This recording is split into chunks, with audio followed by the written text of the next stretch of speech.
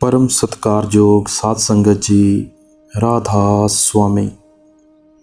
गुरु प्यारी साध संगत जी, आज का ये सत्संग शुरू करने से पहले मेरी एक विनती है कि जिन्होंने अभी तक टेलीग्राम पे सतगुरु मार्ग चैनल को ज्वाइन नहीं किया, वो जल्दी से जाएं, टेलीग्राम ज्वाइन करें। डिस्क्रिप्शन में लिंक दिया जा चुका है, उस लिंक को ज्वाइन कर सकते हैं। वहाँ पे हर छोटी से छोटी इन्फॉर्मेशन दी जाती है, जैसे नामदान की बख्शिश कब होगी, इन दिनों बाबा जी कहाँ पर हैं, और जो सत्संग का शेड्यूल है वो इन दिनों बाबा जी का कहाँ पर है। ऐसी छोटी छोटी इन्फॉर्मेशन वहाँ पर दी जाती हैं। सो सभी से निवेदन है कि जैसे आप सतगुरु मार्ग चैनल को प्यार दे रहे हैं, आप जल्दी से जाएं और टेलीग्राम ज्वाइन करें। आज का ये सत्संग चौथी पातशाही श्री गुरु रामदास जी महाराज की वाणी है और बड़ा ही महत्वपूर्ण और रूहानियत से भरा सत्संग है। वैसे तो वाणी की एक एक तुक उस गुरु की महिमा करती है कि गुरु कैसा होना चाहिए, लेकिन जो आज का सत्संग है वो निंदा पर है। देखिए, निंदा चुगली हम सब करते हैं, हम जहाँ भी जाते हैं, सत्संग घरों में जाते हैं, ये सुनने में बड़ी अच्छी लगती है और हर कोई निंदा और चुगली करता है। लेकिन वाणी निंदा के बारे में क्या कहती है, ये सत्संग उन लोगों के लिए है। हमें चाहिए कि सत्संग को सुने और अगर ऐसा कोई विकार दिल में है तो उसे निकाल फेंकें। आइए आज का बड़ा ही रूहानियत से भरा सत्संग आरंभ करते हैं। सत्संग के वचन, होदे परतख गुरु जो बिछड़े तिनको धर ढोई नाही, कोई जाए मिले तिन निंदका, मुँह फिक्के थुक थुक मुँह पाही। अभी गुरु साहब बड़े ही चेतावनी देकर और बड़े ही बेबाक स्वभाव में कह रहे हैं कि अगर गुरु मौजूद है, शिष्य उससे बिछड़कर बेमुख होकर बिछड़ जाए और गुरु का निंदक बन जाए तो गुरु रामदास जी कहते हैं कि वह परमात्मा की दरगाह में नहीं जा सकता। यह तो निंदा करने वाले का हाल है। अब निंदा होती कैसे है और निंदा कहते किसको हैं? संत मत में रूहानी तरक्की के लिए अवगुणों का त्याग करने और गुणों को धारण करने का उपदेश दिया जाता है। परमार्थी के जीवन का उद्देश्य दुनियादारों से अलग होता है। इस आदर्श की प्राप्ति के लिए उसकी सोच, रहनी और करनी भी दुनियादारों से अलग होनी चाहिए। संत महात्मा सच्चे परमार्थी को निंदा के अवगुण का त्याग करने का उपदेश देते हैं, क्योंकि यह रूहानी तरक्की के रास्ते में सबसे बड़ी रुकावट है। निंदा के पीछे अहं का भाव छिपा होता है। जिसकी हम निंदा करते हैं उसे हम बुरा या छोटा समझते हैं और अपने आप को अच्छा या बड़ा समझते हैं। संत महात्मा हमें अपना दृष्टिकोण सुधारने की हदायत करते हैं। वे समझाते हैं कि सबको पैदा भी एक ही प्रभु ने किया है और सबके अंदर उस एक का ही निवास है। इसलिए रूहानी दृष्टि से कोई भी बुरा नहीं है और किसी को बुरा कहना यानी प्रभु को बुरा कहना है। यही कारण है कि अहं सबसे बड़ा अवगुण है। निंदा का जन्म अहं से होता है, इसलिए निंदा बड़ा दोष है। गुरु अर्जन देव जी कहते हैं, अवखद सबे कीर्तन निंदक का दारू नाही, कि निंदा रूपी अपराध की माफ़ी मिलना बहुत मुश्किल है। संत महात्मा कहते हैं कि जब हमारा ध्यान दूसरों की बुराई की तरफ जाता है तो हम उस बुराई के स्तर तक नीचे आ जाते हैं।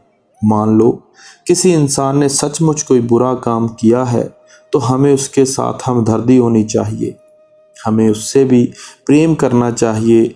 लेकिन अगर हम उसकी निंदा करनी शुरू कर देते हैं तो ऐसा करने से हमारा अपना हृदय मलिन हो जाता है।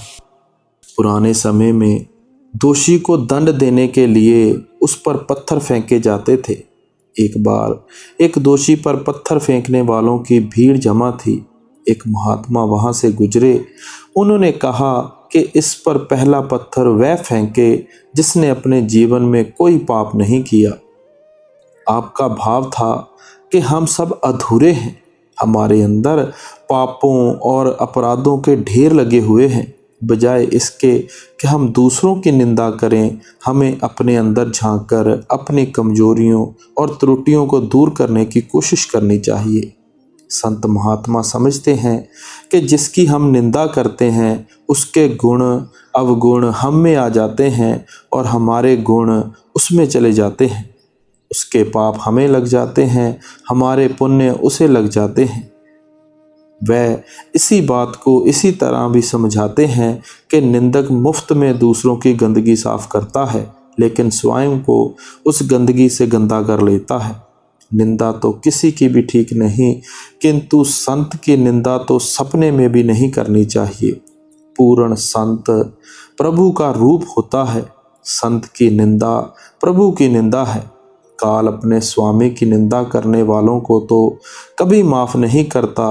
गुरु अर्जन साहब कहते हैं, संत का निंदक महा हत्यारा, संत का निंदक परमेश्वर मारा, संत का निंदक राजतेहीन, संत का निंदक दुखिया और दीन, संत के निंदक को सर्व रोग, संत के निंदक को सदा विजोग। कि संत के निंदक कभी भवसागर से पार नहीं हो सकते। उनके छुटकारे का एक ही साधन है कि संत उन्हें बख्श दें। संत महात्मा समझाते हैं कि दूसरों की निंदा करने के अवगुण से बचना चाहिए, परंतु अपनी निंदा को धैर्यपूर्वक सुनना और सहन करना चाहिए। संतों ने अपनी वाणी के अनेक प्रसंगों में निंदक को हमारा सच्चा हितैषी मित्र और शुभ चिंतक कहा है। वे कहते हैं कि निंदक की बात का बुरा मनाने की जगह निंदक का धन्यवाद करना चाहिए, क्योंकि इससे हमें अपने अवगुणों को समझने और दूर करने का अवसर मिलता है और इससे हमारे कर्मों का नाश होता है। कबीर साहब कहते हैं, निंदक दूर न कीजिए, दीजिए आदर मान, निर्मल तन मन सब करे, बके अनाही आन। संत चरणदास जी भी कहते हैं, साधो निंदक मित्र हमारा, निंदक क्यों निकटे ही राखो, होए न देओ न्यारा, पाछे निंदा करी अध धोवे, सुन मन मिटे बिकारा, जैसे सोना तपे अगन में, निर्मल करे सुनारा। अब समझाने में कोई कमी नहीं छोड़ रहे। प्रभु भक्तों का हृदय नम्रता से भरा होता है। उन्हें सपने में भी कोई बुरा दिखाई नहीं देता। वे भूल कर भी कभी किसी की निंदा नहीं करते। वे अपने आप को सबसे छोटा मानते हैं और बाकी सबको अपने से बड़ा मानते हैं। इसलिए वे अपनी निंदा करते हैं और दूसरों की प्रशंसा करते हैं। जिस हृदय में निंदा की दुर्गंध है, उसमें अभी प्रभु भक्ति की सुगंध उत्पन्न ही नहीं हुई। निंदा के रोग से ऊपर उठने का एकमात्र इलाज प्रभु भक्ति और नाम की कमाई है। पूर्ण संतों की संगत और उनकी बताई हुई युक्ति के अनुसार नाम की कमाई करना सब तरह के मनोविकारों और निर्बलताओं का एक ही उपचार है। निंदा के रोग से बचाव का सच्चा साधन भी यही है। अपनी दूसरी कड़ी में गुरु साहब ने लाइन फरमाई थी, कोई जाए मिले तन निंदका, मुँह फिक्के थुक थुक मुख पाही। मगर जो गुरु की निंदा सुनता है या निंदा करने वाले से प्यार करता है, ऐसे निंदक के पास बैठने वाले सत्संगी का मुंह थूकने के काबिल है। आप देखें कि निंदा करनी एक अलग बात है, मगर गुरु की निंदा सुनना भी पाप है। अपनी दूसरी कड़ी में गुरु साहब क्या समझाते हैं, आइए श्रवण करते हैं। जो सतगुर फिटके से सब जगत फिटके नित भंबल भूसे खाही। फिर जिन्हें सतगुरु फटकारता है, दुनिया भी उन्हें फटकारती है। उनकी ज़िंदगी खराब हो जाती है, वे इधर उधर धक्के खाते हैं। ना तो दुनिया में उनकी इज्जत होती है, ना ही वो इलाही दरगाह में उनकी इज्जत होती है। जिन गुर गोप्या अपना से ले दे ढाहा फिराही। कहते हैं जिन्होंने गुरु की निंदा की, उनका बेड़ा पार लगता ही नहीं। निंदा कौन करता है? जो अपने आप को ऊंचा मानता है, अक्लमंद समझता है और दूसरों को निकम्मा समझता है। और ऐसा क्यों होता है? ये सब कुछ जीव की संगत पर निर्भर करता है। जीव पर संगत का गहरा प्रभाव पड़ता है। हम अच्छे लोगों की संगत में अच्छे और बुरे लोगों की संगत में बुरे बन जाते हैं। व्यवहारिक जीवन में देखते हैं कि अगर हम चोरों, नशा करने वालों, जुआरियों आदि की संगत में रहते हैं तो हमारे अंदर भी वैसे संस्कार और वैसी आदतें पैदा हो जाती हैं। जब बच्चा बड़ा होकर घर से बाहर पांव रखता है तो माता पिता उसे सबसे पहले बुरे लोगों की संगत से बचने का उपदेश देते हैं। तो संगत का अर्थ केवल बुरे लोगों की संगत ही नहीं है। कुछ संगत से भाव दुनियादारों और मनमुखों की संगत भी है। दुनियादार और मनमुख जब भी बात करते हैं, इस दुनिया, इसके शक्लों, पदार्थों, मायावी धंधों, कौमों, मजहबों, मुल्कों के झगड़ों की बात करते हैं। ऐसे लोगों की संगत में भूले भटके भी मन प्रभु भक्ति जब प्रभु प्रेम की ओर नहीं जा सकता।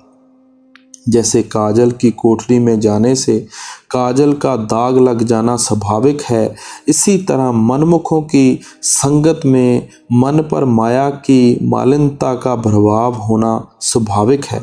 फारसी की कहावत है, हर कह काने नमक आयद नमक शब्द, यानी जो कुछ भी नमक की खान में जाता है नमक बन जाता है।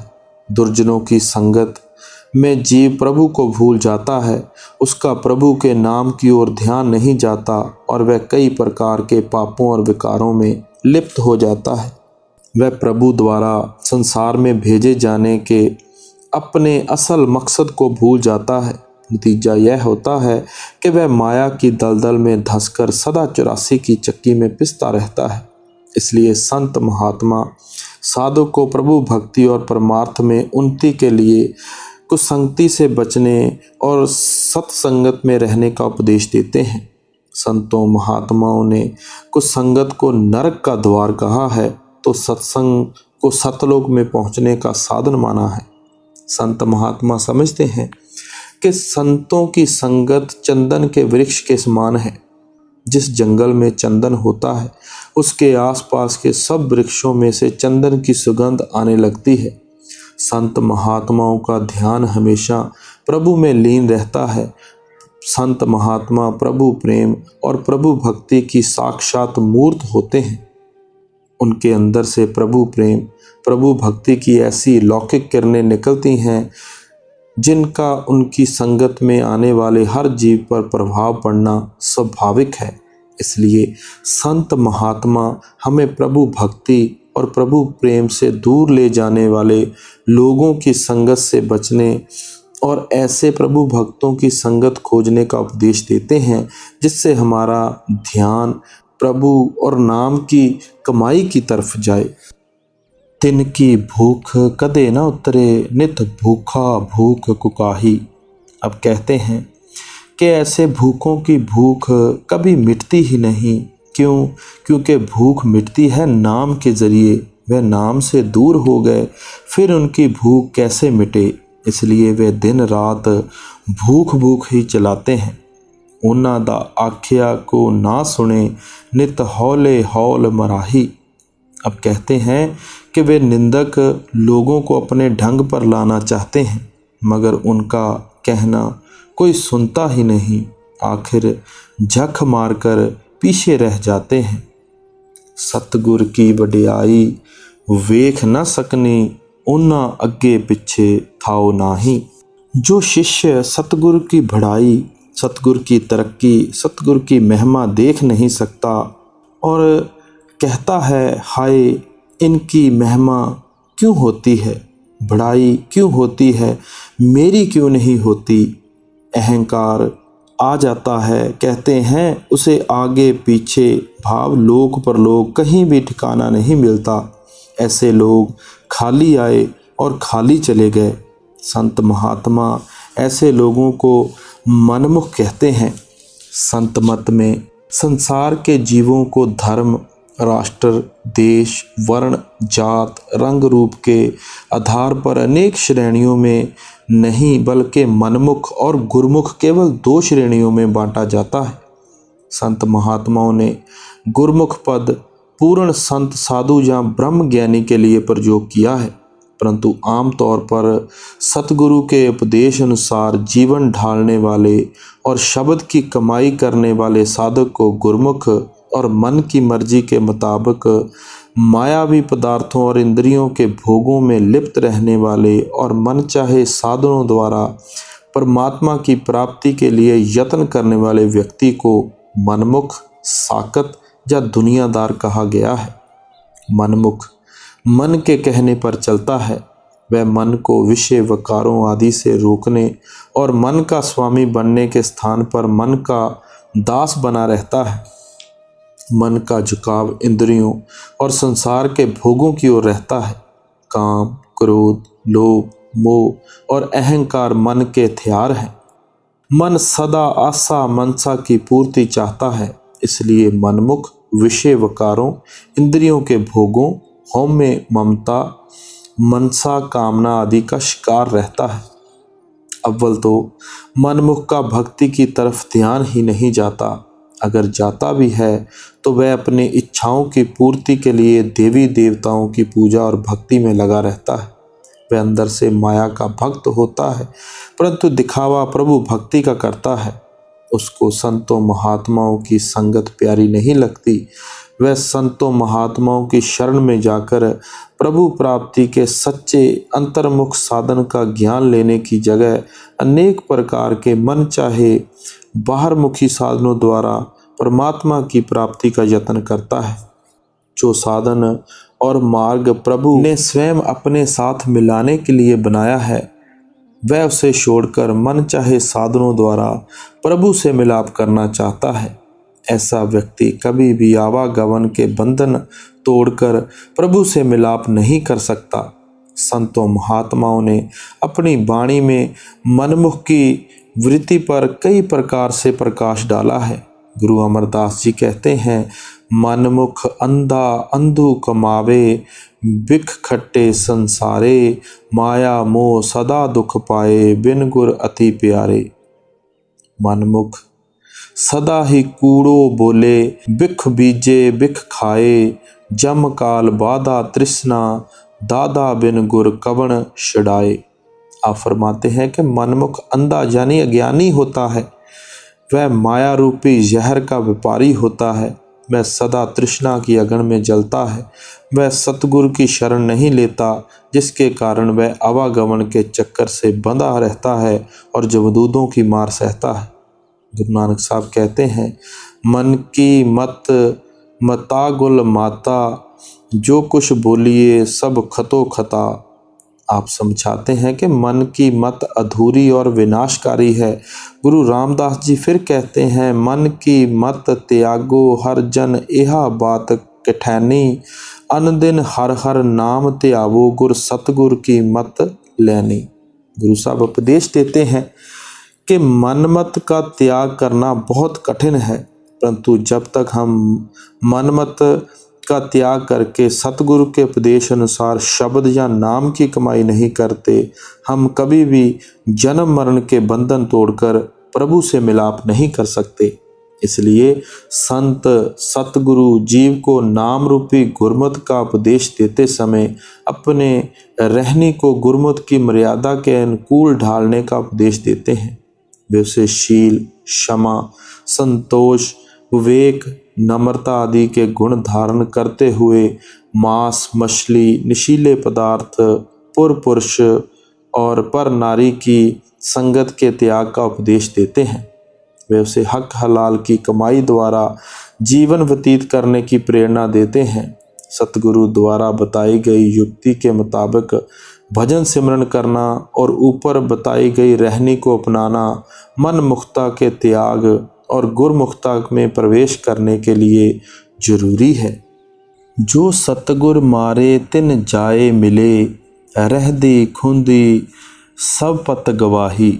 अब कहते हैं कि जिन्होंने सतगुर को छोड़ दिया, जो भी उनसे जाकर मिले, उनकी सोबत की, उनकी मदद की, उनके हमदर्द बने, उनकी रही सही इज्जत भी चली गई। ओए अग्गे कसोटी गुर के, फिटके से जे ओस मिले, तिस कुसट उठाही। अब कहते हैं कि गुरु का फटकारा हुआ, उसको तो मानो कोढ़ भी हो गया हो, मगर जो उसके पास जाएगा उसको भी कोढ़ हो जाएगा। हर दिन का दर्शन ना करो, जो दूजे भाए चित लाही। अब श्री गुरु अमरदास जी कहते हैं कि हे परमात्मा, जो गुरु को छोड़कर दूसरी तरफ चित्त लगाता है, मुझे उनका मुंह भी ना दिखा, मैं उनका दर्शन ही नहीं करना चाहता। धुर करते आप लिख पाया, तिस नाल के हो चारा नाही। अब कहते हैं सतगुर जो हुक्म देता है, मालिक की रजा मुताबिक देता है। सतगुर का हुक्म मालिक का हुक्म है। फिर जो उससे बिगड़े यानी वेमुख हो जाए तो उसे क्या कहें। अब हुक्म क्या है? हम भाणा या रजा के प्रसंग में पढ़ चुके हैं कि प्रभु कल्पना, सिद्धांत या नियम मात्र नहीं है। वह ऐसी चेतन और इच्छा युक्त शक्ति है जिसकी हस्ती या अस्तित्व सत्य है। भाणा यह भाव प्रकट करता है कि संसार प्रभु की इच्छा की लीला है। इसमें जो कुछ हो रहा है प्रभु की इच्छा के अनुसार हो रहा है। जो कुछ भी इसकी इच्छा से बाहर नहीं है, कुछ भी इसकी इच्छा के बाहर नहीं है। हुक्म प्रभु की इच्छा का भी सूचक है और जिस विधि या युक्ति के अनुसार वह इच्छा काम कर रही है उसका भी सूचक है।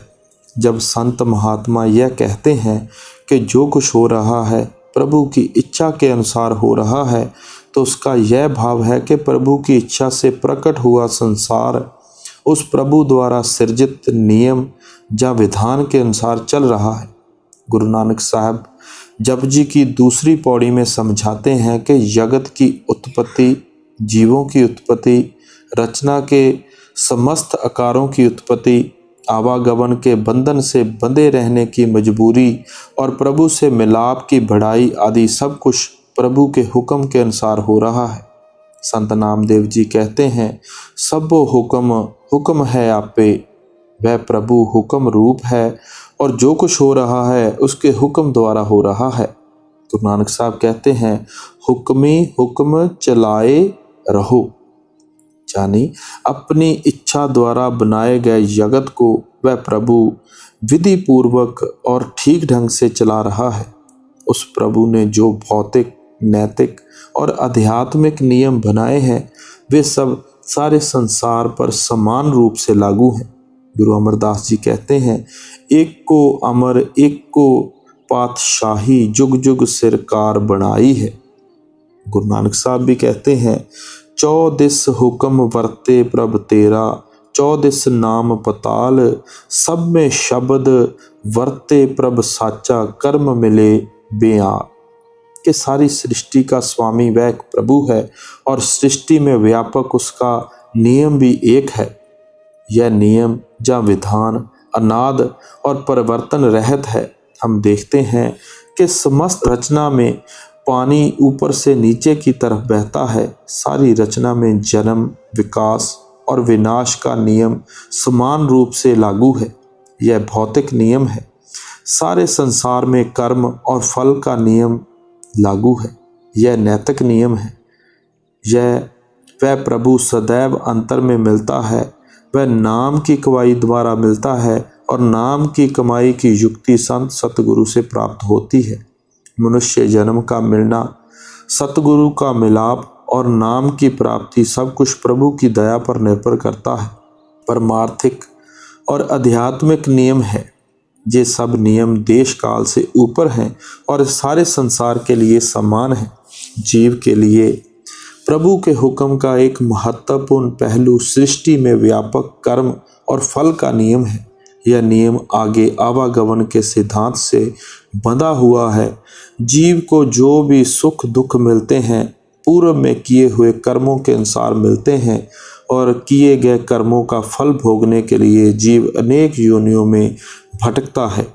चाहे सुख दुख मान अपमान आदि सब कुछ किए गए कर्मों के अनुसार मिलते हैं, लेकिन कर्मों का फल का नियम प्रभु की इच्छा से बना है। इसलिए संत महात्मा कहीं यह कहते हैं कि जो कुछ मिलता है कर्मों के अनुसार मिलता है, और कहीं यह कह देते हैं कि जो कुछ मिलता है प्रभु के हुक्म से मिलता है। यह एक ही बात को दो तरह से कहने का ढंग है और इसमें कोई आत्म विरोध नहीं है। प्रभु के हुक्म द्वारा प्रारब्ध लिखे जाने का यह अर्थ नहीं है कि प्रभु मन मर्जी द्वारा लोगों की तकदीर लिखता है। कर्मों के अनुसार तकदीर बनाने का नियम प्रभु का बनाया हुआ है, लेकिन तकदीर का लेख किए गए कर्मों के अनुसार लिखा जाता है। इसलिए वास्तव में अपनी तकदीर के लिए जीव स्वयं ही जिम्मेदार है। कर्म और फल के नियम का दूसरा पहलू यह है कि हर कर्म का अलग से फल भोगना पड़ता है। पूर्ण कर्म पाप कर्मों का नाश नहीं कर सकते। पुण्य कर्मों के खाते में और पाप कर्मों के खाते में जमा हो जाते हैं, मगर जब तक जीव किए हुए कर्मों के प्रभाव से मुक्त नहीं होता वह आवागमन का चक्कर तोड़कर प्रभु से मिलाप नहीं कर सकता। तो फिर प्रभु से मिलाप का चाहवान जिज्ञासु क्या करे? उसके लिए प्रभु का क्या हुक्म है? तो गुरु नानक साहब कहते हैं, एक को नाम हुक्म है नानक, सतगुर दिया बुझाई जियो। कि जीव को चाहिए कि वह संत सतगुरु के उपदेश के मुताबिक अपने लिव अंतर में प्रभु के नाम के साथ जोड़े। शुभ कर्म बुरे कर्मों का नाश नहीं कर सकते, नाम सब कर्मों का नाश कर सकता है। इसलिए कर्मों का नाश करके प्रभु से मिलाप करने का एक ही साधन प्रभु का नाम है। संत महात्मा सावधान करते हैं कि प्रभु ने कर्मों के नाश और अपने साथ मिलाप के लिए नाम रूपी साधन बनाया है। इंसान इन साधनों को छोड़कर दूसरा जो भी साधन अपनाता है वह मन या काल का बनाया हुआ है। प्रभु के हुक्म का यह अभिन्न अंग है कि वह प्रभु केवल अपने द्वारा बनाए गए साधन से ही मिल सकता है। जीव प्रभु को अपनी इच्छा के अधीन नहीं कर सकता। अपनी इच्छा को प्रभु की इच्छा के अधीन करने में ही जीव का भला है। गुरु नानक साहब कहते हैं, तीन भवन नह केवल ज्ञान, साचे गुरते हुक्म पछाण, हुक्मे बूझे तत् पछाणे, ए प्रसाद गुरते जाने। गुरु अर्जन देव जी भी कहते हैं, जब लग हुक्म न बूझता तब ही लो दुखिया, गुर मिल हुक्म पछाणिया तब ही ते सुखिया। कि जीव अपनी बुद्धि द्वारा उस प्रभु या उसके हुक्म की पहचान नहीं कर सकता। इसके लिए उसे ऐसे पूर्ण पुरुष की शरण लेनी पड़ती है जो प्रभु में समाकर प्रभु का रूप हो चुका हो। ऐसा पूर्ण पुरुष शिष्य को शब्द या नाम से जोड़ता है और नाम उसे परमात्मा से मिला देता है। गुरु नानक साहब कहते हैं, हुक्म जिनानु मनाया तिन अंतर शब्द वसाया। कि हुक्म की पहचान शब्द द्वारा होती है और जिसके अंदर शब्द बस जाता है वह प्रभु की रजा या हुक्म का रूप बन जाता है। प्रभु के हुक्म में अभेद हो चुके साधक की महिमा असंभव है। उसे सहज अवस्था प्राप्त हो जाती है, वह जन्म मरण के बंधनों से मुक्त हो जाता है और परम आनंद को प्राप्त कर लेता है। अपनी अगली कड़ी में गुरु रामदास जी क्या समझा रहे हैं, जन नानक नाम आराध तू तिस अपड़ को ना सकाही। अब कहते हैं कि गुरु की शरण लेकर क्या फ़ायदा उठाना है। नाम का, नाम के बराबर कोई दौलत नहीं, नाम की कमाई के बराबर कोई ऊंचा कर्म नहीं। बेहतर है कि आप नाम की कमाई करो और फ़ायदा उठाओ। नामे की वडियाई वडी है, नित सवाई चढ़े चढ़ाही। कि नाम की महिमा बहुत ऊंची है। दिन व दिन नाम की कमाई करने वालों की तरक्की होती है।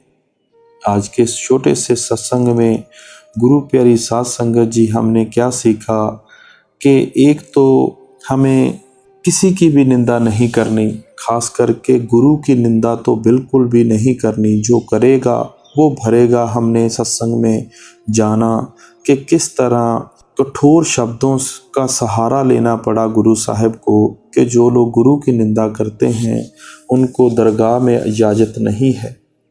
आखिर आपने किया कि हमें जो कुछ भी मिलना है वो नाम की कमाई से मिलना है, शब्द की कमाई से मिलना है।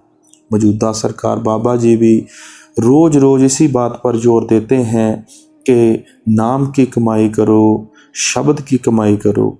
भाव यह है कि हमें जो टाइम मिला है भजन सिमरन करने का वो करना है, तो हम करते नहीं। सवाल जवाब में सामने उस संत सतगुरु के खड़े होकर बोल देते हैं, जी नाम की कमाई नहीं होती, जी भजन सिमरन नहीं बनता।